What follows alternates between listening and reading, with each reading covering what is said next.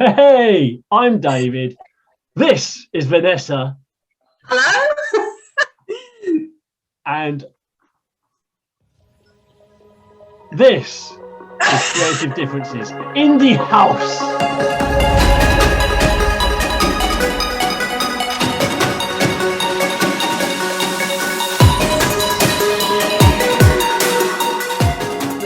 The COVID thing with small talk, it was because it was such a small cast. And had you already, you'd crowdfunded it, so had you already been planning it before COVID hit? Yes. So we crowdfunded for it, and then the day we were meant to shoot it, we had the hurricanes. I can't remember which one it was. Hurricane Agnes Albert or something. Albert, something like that. I mean, you can imagine that on a footbridge over a river. Yeah. So everyone's gone. Everyone's gone. The ending we were hoping for. So we, and then by the time we got to actually shooting it, it was lockdown. Right. In fact, I remember the time that we shot it that got shut down by the guy who smashed our equipment. I remember our makeup artist being very ill with the flu. Right. And I think it was at that point that it was just kind of all sort of like creeping onto everyone's radar. So yeah, we were in lockdown for small talk.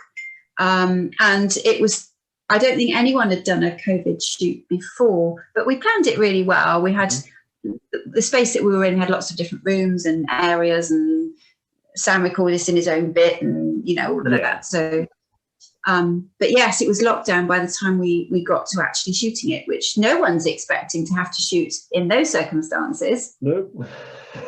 But everyone like, I have no idea if my team are happy. They all look like this. Like, yeah. What are they thinking? What's anyone thinking? It's a horrible way to shoot. I hated it. Hated it. So how did you, with the actors on opposite sides of the room? Because obviously it hasn't come out yet. I haven't seen it. Yes. They're always, they're kind of, they're always a table width. So the closest they ever get is across the table. And the dilemma we had is that there's a packet of sweets. And pass it across the table. Yeah, we had literally 30 packets of fruit pastels, and they were all unwrapped by with gloves on by our producer Judy, and we literally had all these, because you have to have it anyway for the shot, but then also they couldn't use the same couldn't touch the same thing, so that's all cheated very well. But yeah, watch out for the pastels. Okay, they're a key element, so you will notice them. Did you find that you at any point you felt you were making too many sort of adjustments that were detracting from the artistic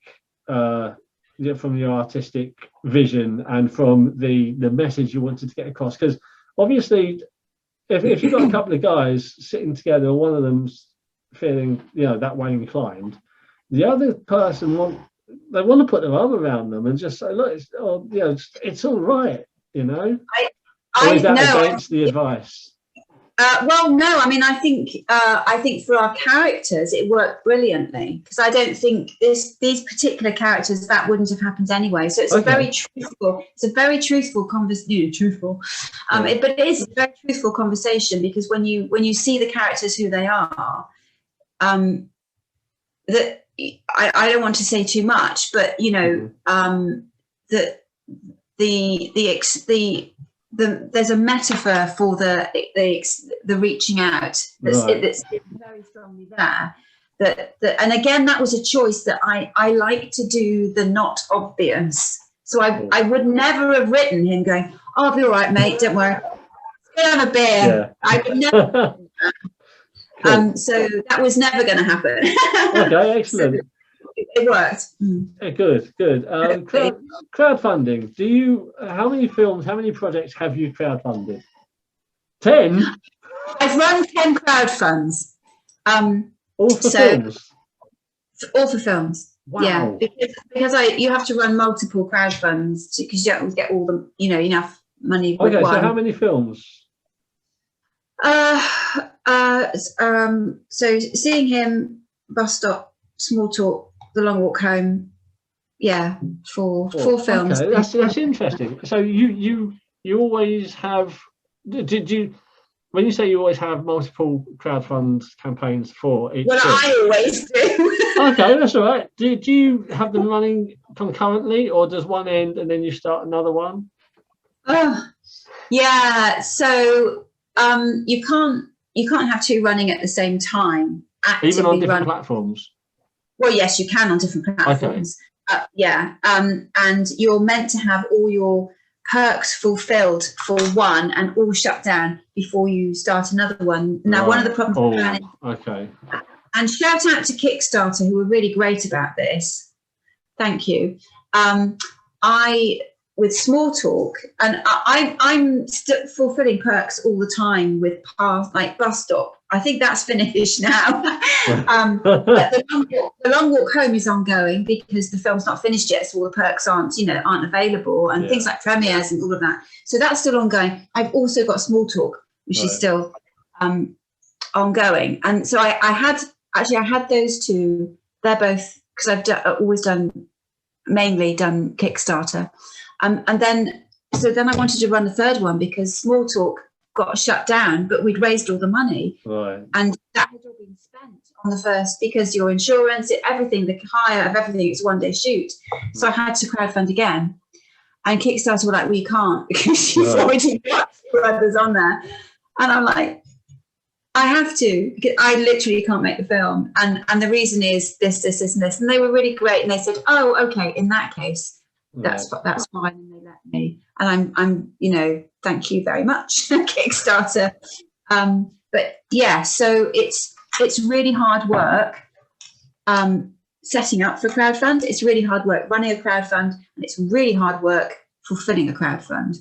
What advice would you give someone? Say they're going to make regardless of whether it's their first film or not, it's the first time they're going to crowdfund. What advice could you give them based on your 10 crowdfunding campaigns of experience? So much that everyone does wrong. But one of the main things people do wrong is they don't have enough people interested in the film to give them enough money to make the film, to hit the crowdfund. So that's one. So they don't have enough. They don't sell the film well enough before they start crowdfunding it. So you can't launch a crowdfund and then expect people to be interested in the film. You've got to get them interested in the film beforehand, so they want to see the film made. Right. And then, so you have to have hundreds and hundreds and hundreds of followers. Otherwise, who's going to know about your film? Yeah. You have to have you have to have the right platform.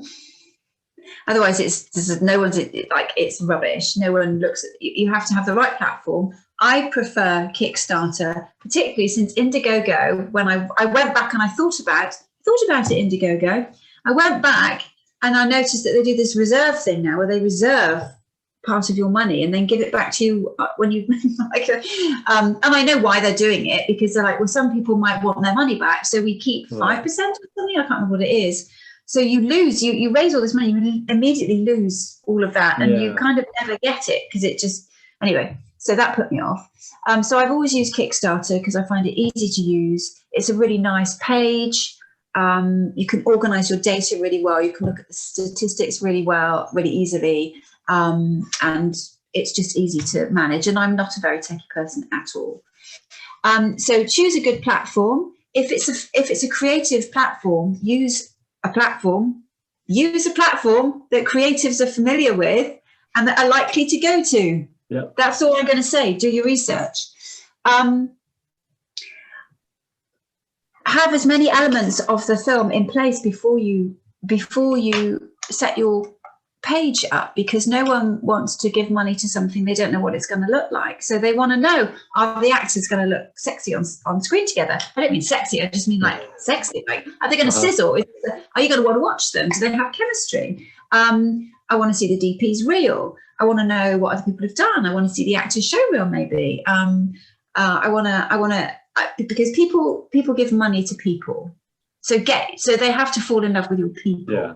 That's one of the key things. So there's so many other things. Asking for too much money, being entitled. Oh, I really need to make this film. No, well, no, you don't. You don't. You know, it's a story that needs to be told. Well, there are millions of stories that need to be told. I'm a woman. Give me money. Well, no. Are you a woman who's good at making films? So there's, I'm going to get shot to the ground now, but it's true. There are so many bad sells, and there are amazing sells. And so you need to show your crowdfunders that you're not just after their money. You want to take them on a journey. It's their film, that you will treat them with respect. They are fully part of it, and that it's something they're going to enjoy being part of. It's been really nice. Difficult. Go on, sorry. In these circumstances, it's quite difficult to be as inclusive as you would normally be, because everything's weird. Yeah. But communication is the key thing, I think. What I really like about Kickstarter in particular is that I crowdfund quite a lot.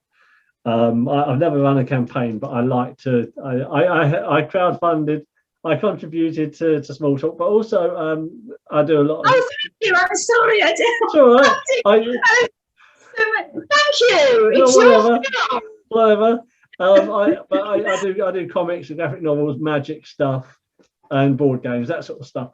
And what I like about Kickstarter, from my point of view, is that they don't take your money until the thing's successful. Yes. Whereas some of the places, from the point of view of the funder, the person who's donating, you'll donate, and that money will be taken out of your account regardless of whether it's successful, and you might never hear anything again. But there you go. But from the other point of view, from the point of view of the fundee, the person who's running the campaign, if you were doing a film and you only got half the money, theoretically, you could run another campaign on another platform to get the other half of the money. In which case, you only need to earn half the money on the other platforms, instead of having to start from scratch again. But also, you could theoretically get half the film made, so that people can see the direction it's heading in, and then say, actually, I will donate a little bit more to get the rest of it made. Yes, which is exactly what Simon Cox has done with his sci-fi film Kaleidoscope Man. I mean, he did about, I don't know how much, like 10 crowdfunds. Wow. For that one, for a feature film, and he just kept going and kept going. But I think one of the things I like about Kickstarter is, for my backers, is there's a lot of security about the fact that if I don't get enough to make the whole thing, I don't just get to keep £200 and buy myself a nice pair of shoes. Yeah. Or go out for a nice meal. Chance to be a fine thing, Boris. So I like the fact that Kickstarter does offer security for the people who are giving you your money, and it's all or nothing, which sounds scary, but actually it works in your favor, because people really want the film to be made. That helps to get you over the final, absolutely, the finish line. Yeah. Yes, and the other but thing... I got stung on Indiegogo when I first started backing films, and I gave the money and the thing never got made, and there's nothing you can do about it, because there's no, what can you do? And it was only, it wasn't a lot of money, but the principle wasn't great. No, I've also been in that position. The first film I ever tried to support, and it didn't, nothing happened. But the other thing that I would say that you do well on Kickstarter, on the crowdfunding thing, a bit of advice is to keep your backers up to date with the progress, because you do publish regular, or you send out regular messages just to let people know where you're at now. Every couple of weeks, or every once a month or something, you send out another. It's just say, we haven't forgotten about you. This is what we've been doing, sort of thing. Yes. Whereas I try to do one every 4 weeks. Sometimes I slip a little bit, but that's right. I think it's just important, even if you've got nothing to say. Sorry about my dogs. It's all right. He's found your phone. It's a child coming in through the front door. yes, even if you've got nothing to say, just say, I haven't really got an update. Here are some stills to look at that you haven't seen before. And but what we're moving towards is this, just so they don't think you've gone off the radar. Yeah. Cool. So do you enjoy crowdfunding? Is it like a good no? That it would be a lie to say I enjoyed it. No, I don't enjoy it. I enjoy making new connections with the amazing people that allow us to make independent films. And there's some incredible people out there, and I've really valued those friendships. And some of them are friendships now that I've developed over the years, and people who've have backed multiple films. Some people have backed all of my films, but I don't enjoy crowdfunding. No, it's hard. It's really hard work. It's really hard work.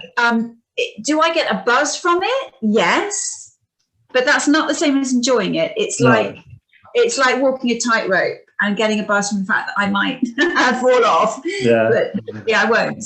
And every time I start a crowdfund, I think I'm not going to. People think, oh, it's Vanessa crowdfunding again, she'll get it. And Vanessa crowdfunding again thinks, not necessarily. Every time. How do you come up with your rewards?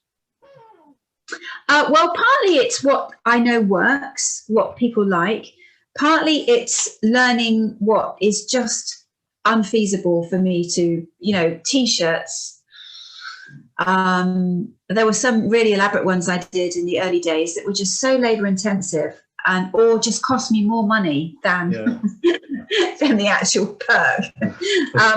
So I've just learned now that often it's just keeping them simple, things that people really like. I've got particularly popular ones. One of them is always be in the film. That's always one of the most popular ones.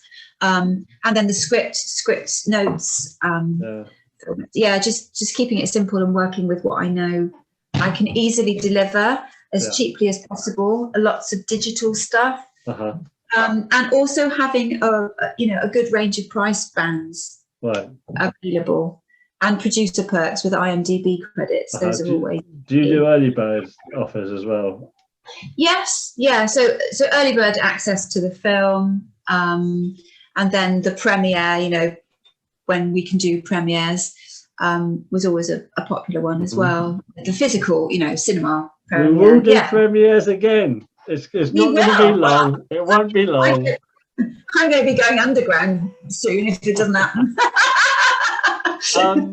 Now, with directing, do you prefer? Is there anything else you want to say first of all on small talk or crowdfunding or anything like that? No, cool, perfect. Excellent. When you direct, do you prefer directing your own stuff or other people's? Did I ask you that? Yeah, you did, and I haven't ever. I'm attached to direct someone else's feature at the moment, but I haven't yet directed anyone else's work. But I would love to. I like directing my own work because I know it really well. Okay, when you're writing, if you write with an idea that you're going to direct this, is your process and what you actually put on the page different to if you're writing for someone else to direct? No, I don't think so. I just write a script, and then I write the sort of script that I like to read, which doesn't have things like wears a red dress and tear rolls down her eye. Okay. Because, I don't know, that's wardrobe's decision. That's the actor. The actor may or may not cry at that point. The red dress might be symbolic for the character, though. It might be. The character always wears red or something like that. And in which case you put it in. Yeah, that's a very fair point. But I think I just write scripts that my Judy, who's my producing partner, she always says, "Oh, Vanessa's writing some of her." It's 2 pages of narration at the beginning. It's like I do like to set the scene. So, for example, I wrote quite a little, sort of about that much about what the bus stop looked like and how it felt, because the bus stop's a character. So some people just go bus stop on road. Yeah. I'll be like, whatever it was I wrote, the bus stop, it holds a lot of secrets, or I don't know, whatever. I mean, that's cheesy. Yeah. That's adding depth and adding character to it. Did you already know that bus stop was available to rent, or? No, so we went down to an amazing place. I can't remember the name of. It's an amazing place. Honest. If you Google amazing place. Prop hire, it will be the top one. It's huge. Okay. And I went down there and we just chose the right bus stop, and the BBC use it, and Downton Abbey, they go and they put stickers on what they want, and it had, all these famous productions stickering all this amazing stuff that we couldn't afford.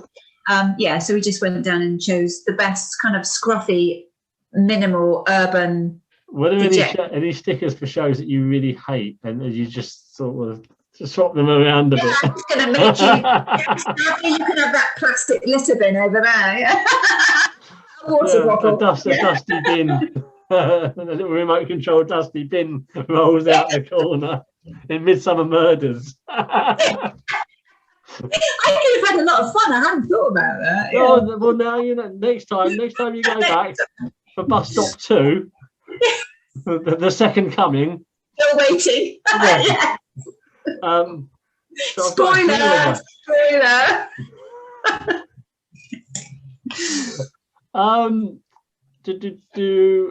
What is it about a project that makes you want to direct it? Story, basically. Cool. That's it. It all comes down to the script.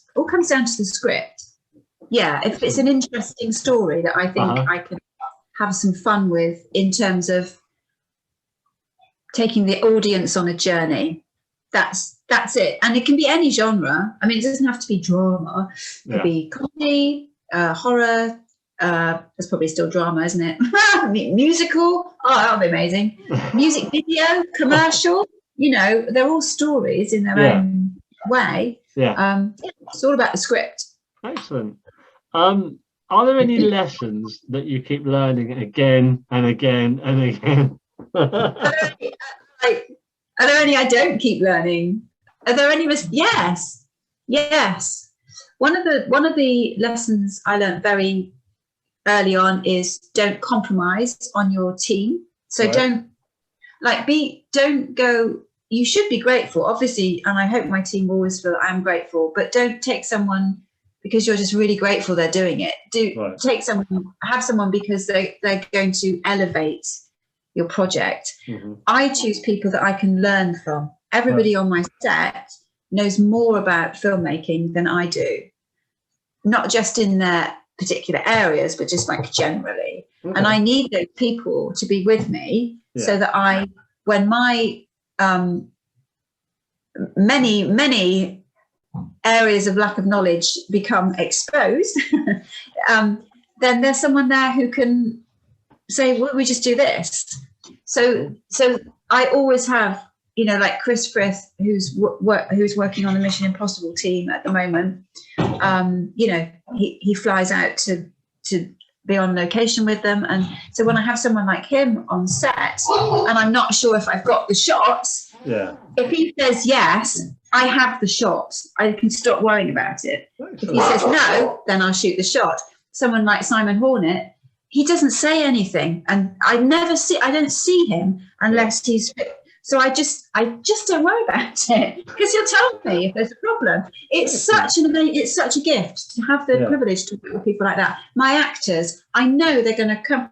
They're going to come ready to absolutely commit 200% and love every minute of it. Mm-hmm. My DP, they just work, amazing work ethic and a real storyteller. So don't compromise on your team is probably the most important thing. And don't shoot your script until it's actually ready. Right. Another one. That was an angry one, that one. I learned that one the hard way, yes. Wow. Okay, so obviously there are lots of people out there, students and graduates and things, and just people who fancy a career change and want to get into the business. What advice? Obviously, you've got. Usually, when I ask this, someone has one one string to their bow. You've got an entire military to your bow. So, as an actor, writer, director, producer, what advice would you give someone who wanted to get into one of those businesses, one of those industries within the business? If there's anything else you can think of that you might like to do that. because only do this, and I suppose you have to try it for a bit to kind of find out. So it's slightly awkward advice. And this is something that is something that is not an option for me not to do. I cannot sleep at night. If I'm thinking I will never get to tell a story again, it pains me in my soul. And I think with things like acting, there is, unless you are driven into the ground to be an actor, don't touch it with a barge pole, because there is so much rejection. And I don't mean a bit every now and again, I mean constantly. Yeah, it's quite regular. That is acting. Acting is rejection. Having said that, it's when you get the job, and in any of these, it's the most amazing job ever.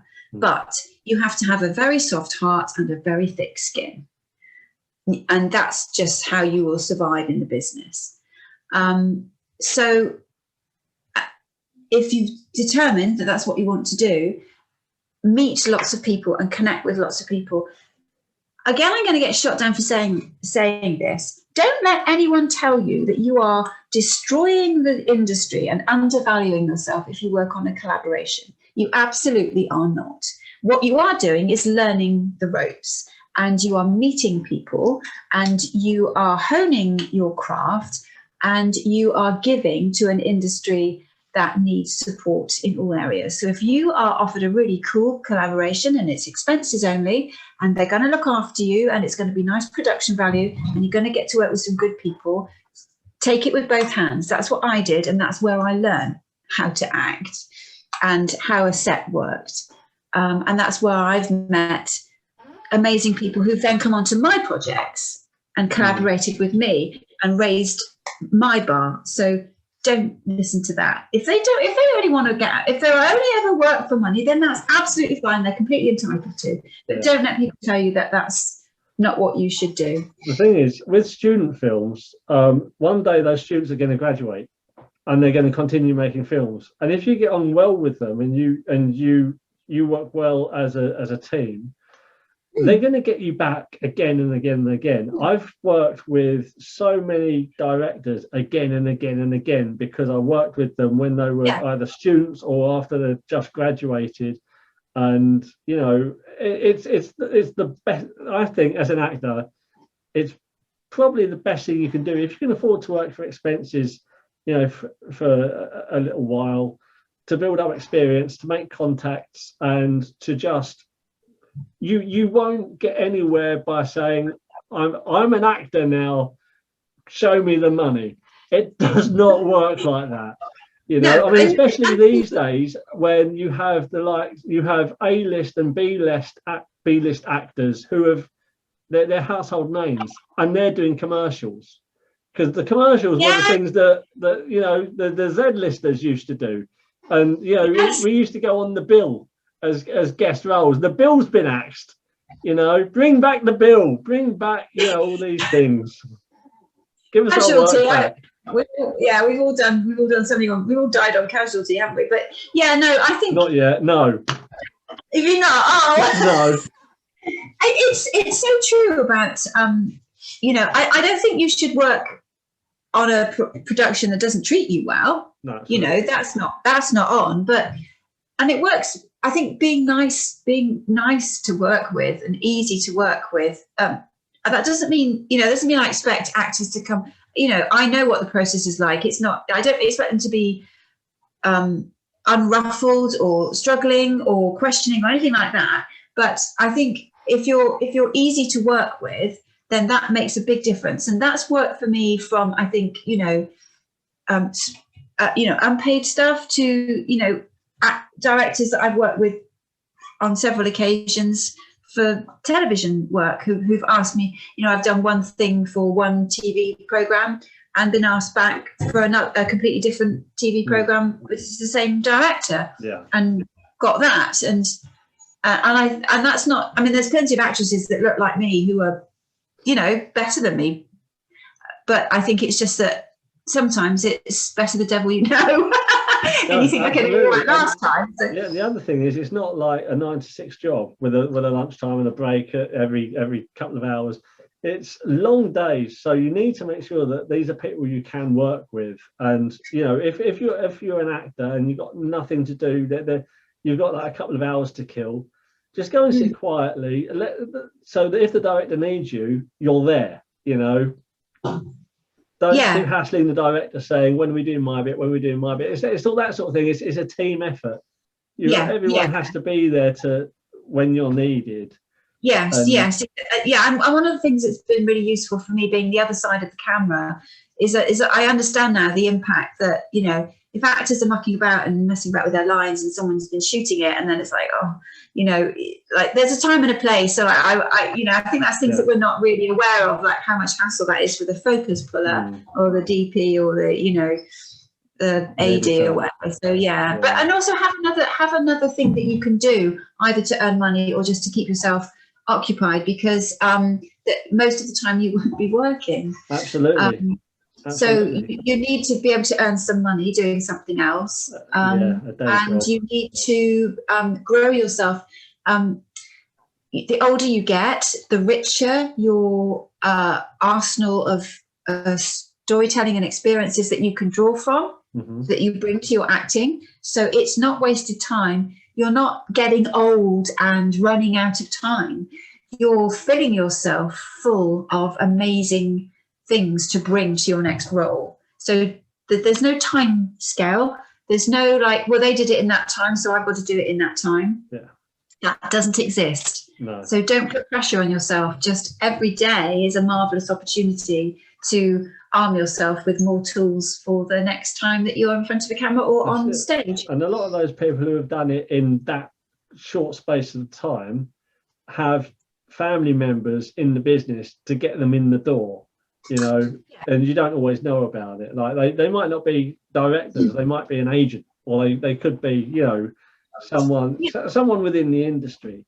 Have you noticed, and this, I might just be imagining this, but it seems to me that these days the triple threat performer seems to be the traditional triple threat performer of an actor, singer, dancer is slowly diminishing and disappearing, and the new triple threat performer of an actor, writer, director seems to be building up. And I'm guessing that's because, as you say, you started writing because the roles were disappearing. You started writing for yourself.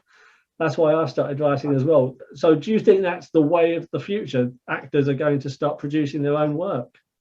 I think actors should start. Sorry if you can hear my doorbell, which is ridiculous. Hear it, but now we know. It's like a sea shanty. I don't know why. Read it now. No. I think actors should produce their own work. I think it's a really empowering thing to do. I think it's a brilliant learning curve. I think what it helps you to do is take control of your own career and your work, and stop feeling like you have to wait for someone to give you permission to do something. The gatekeepers aren't there anymore in the way that they used to be. Your script doesn't have to be given the green light by a studio in order to be able to make it. You can do crowdfunding. You can reach out to investors, film supporters.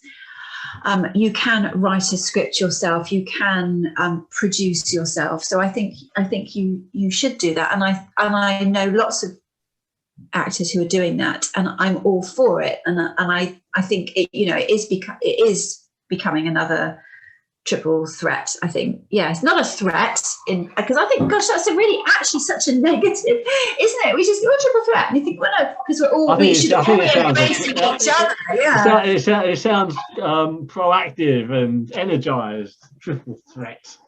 Yes, it's very, it's quite. I always think of the theatre and like people just queuing up for auditions, and but I always think of like castings where where people don't look at you and won't talk to you. They're like, oh, because I'm a. I think actors diversifying is going to be seen more and more and more, and it's a good thing. It's a really good thing. Absolutely. Because just because you're an actor doesn't mean you can't do other things. It's like, oh, you're an actor, so why are you trying to do that? I've had that, so that. Well, on the first episode of this, I spoke to independent filmmaker Nick Cornwall. And he was saying that when he started directing, he did some acting as well, because he wanted to experience what it's like to be directed, so that he could. And I think that's brilliant. And I think if everyone is sort of crossing over and and learning how the other side of the camera works, and yes, I mean, theoretically, actors should make brilliant directors, because. Certainly with actors, because some directors are really scared of actors, and I can understand why, because they're kind of like these magical beasts that, like, well, what are they? How do they work? We're the mythical unicorn. Mythical unicorns. So I think there's a really strong argument for actors that actors should be good directors, because they understand certainly that element of it. I think one day we're going to get to a point where it's probably all going to be interchangeable, and someone might be you'll have like a group, a collective, and all of them can act, all of them can direct, all of them can write, and they just sort of swap jobs between themselves. It's like I think that's a lovely idea. Let's do it. I'm available. So excellent. Okay, is there anything else that you wanted to talk about? No, I don't think so, unless it's Tom Hiddleston. I'm always happy to talk about him. Don't get me started. Bloody Disney Plus. I again, another episode. I was talking to Paul Dunn, a friend of mine. He's a podcaster. We're talking about comics and stuff. And I had a bit of a rant, because they've announced now that the Disney Plus Marvel shows are going to coincide quite heavily, apparently, with the future of the MCU. So I was slowly coming around to paying for Disney Plus. So I was thinking, I might do it, but now I feel like I've got to, in order to watch the films. So I'm thinking I might just not watch any more films. They're finished Infinity War. I'm going to watch Spider-Man 3, because Spider-Man is my boy, and I want to see Black Widow, because that's a prequel, so it's not going to be affected by anything. But I'm gutted. Because now I just feel like why should I if I pay that money for Disney Plus off my own back, fair enough. But if I'm being told I've got to in order to watch those films, no. You see what you've done to me now. You've got me. I'm sorry, I've made you angry and bitter. I'm sorry. I will say, I think that, and I know we're coming to a close now, but one of the things I find inspiring when I mention the words Tom Hiddleston is not. I mean, Tom Hiddleston is inspiring in and of himself, and I don't watch a lot of Marvel-y type stuff. Although I did like the ones that Chris Pratt were in.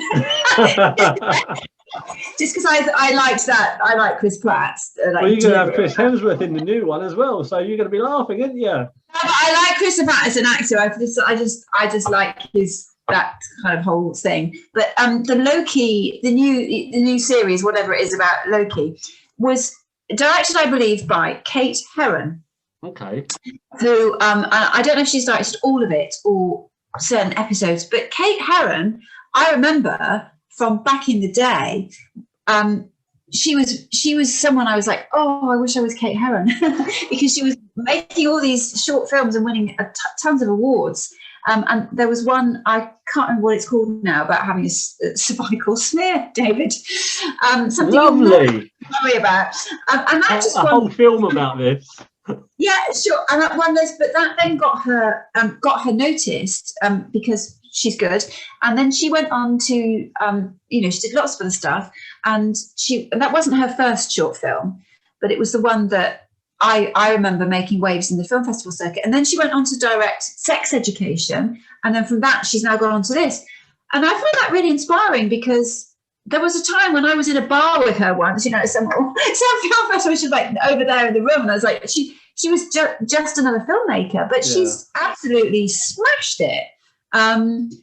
So that's very inspiring that, actually it's there possible. And it's possible. Yeah. Wow. Kate Herron. Yeah, Kate Herron. You've got a couple of actors here who are and her partner. Yeah, and her partner, Rob Savage, is also smashing it as well. And I did work with him once. So yeah, there's a couple of actors here need some work. Here we are. One more thing about Small Talk. We didn't say anything about the release date. It's going to festivals, isn't it? Well, so that was really funny because the camera froze as you did that. This is the joy of making films that you can't quite afford, because you can always afford to shoot them, and then post-production just takes longer, because basically it comes out of my own pocket, which is raw. So we've Small Talk at the moment. We've got the edit is locked, and I am what the composer is working on the score. Okay. So I don't know how long it will take to finish that. It won't be as long as The Long Walk Home, which has taken a long time, because partly finance, but also lockdown, studios not being open, people getting ill, and all that sort of thing. But The Long Walk Home, we've just finished the grade and the visual effects. Thank you to my post-production team. We worked really hard on that, because that was a bit of an uphill. Small Talk, early stages. Long Walk Home, nearly there, sound mix, and then that's sort of it. So Small Talk, as soon as I can possibly get it finished, it will be finished. Yeah. And it will be going to festivals first, will it? Yes. I'm very keen to get that one out into both of them. I always put them into festivals because otherwise no one see like what's the point. So when obviously it's a big project because of the subject matter and everything, and I'm guessing that once it hits the festivals, there's going to be a bit of interest attached to it, because it is dealing with a sensitive issue, something that needs to be dealt with more. Yes. Where can people go if they want to find out more about this and be kept up to date? Yeah. So in terms of, there is a Facebook page, Small Talk Short Film. I'm on social media. I'm on Twitter at V Bailey Actor. That's it. That's at V Bailey Actor. At V Bailey Actor, writer, director, producer, casting director. I've been on Twitter a long time before I thought I'd be doing it. And then I'm on Instagram as that as well. And then I'll be keeping my website updated, which is VanessaBaileyDirector.com. But yes, there's a Facebook page for Small Talk. I do also tweet the crowdfund updates that are public for, they're sort of more detailed and more incremental. So those are all available publicly as well. Yeah, social media is a good place to seek us out. I'll pop those links in the notes below so that people can keep up to date and everything. And you might get some new followers. They're all going to be actors, and they're all going to be saying, "I need some work, please." Yes. Oh, I love actors. So please connect. Yes, absolutely. I will. I mean, I'm sure they will. I love your show, Will. You're very good. Thank you. Yes. I need to update it. I really do. It's a couple of years I just did mine. It's so painful, isn't it? It's like it's just put it off. I'm just like cut out everything, just none of it. Just a headshot at the beginning, your name, and then a headshot at the end. Yeah. That'll do. I'm an actor. It's my range. Yes. Excellent. Okay, cool. Well, so what does the future hold for you then? Just finishing these projects. Have you? And you've said you've got a feature film you're attached to. Yes, I'm sort of loosely attached to a feature film, which is just looking at funding at the moment. So I'm, it's kind of like subject funding. Is it too early to give any information about that, or on the funding side of it, like where it'll be and what it's called and things like that? It's a thriller, which is great. That's my genre. Cool. And yeah, that's and it will be shot in the UK. That's kind of. So when the Kickstarter, is it going to be Kickstarter? No, it's investors, I think. Oh, okay, because that's what I was going to say. So if anyone wants it's not Kickstarter. Yeah. Oh no. Okay. Yes, it says you can find it there, and here's a link. No, it's just a normal film funding. Cool. Okay. All right. So you're doing it the professional way, with investors who are going to be on the phone saying, "Yeah, I invested in this film last week. I've not seen any rushes yet. What's going on?" Because that's how people operate a phone like that. Well, that's not my job. I'm just directing, so I thankfully have not got anything to do with that. You're not just directing. You're directing. I'm directing. Yes, exactly. Yeah. Cool. So, and then whatever else anyone else would like to. I'm always looking for challenges, collaborations, paid work, even. I'm just there, to. Do you ever get offers for acting work when you're in the middle of a directing project, or do you ever get? Does your agent ever contact you and say, "So we're going to put you forward for this. You need to be available if you get it"? Yeah, no, I have had it, but it's always been my own stuff that I've been shooting. So it's like, okay. So what do you do in that situation? I carry on making my film because they were there first, and that's it's just one of those things, isn't it? Yeah. But they'll come back. One day, yeah. When I get that part in, Kenneth Branagh's new film, that'll be another nice. Poirot thing, probably. With his big tash. Another one bigger than his face. Excellent. Okay. Thank you, Vanessa Bailey. Thank you for actor, having me. writer, director, producer, casting director. Thank you very much.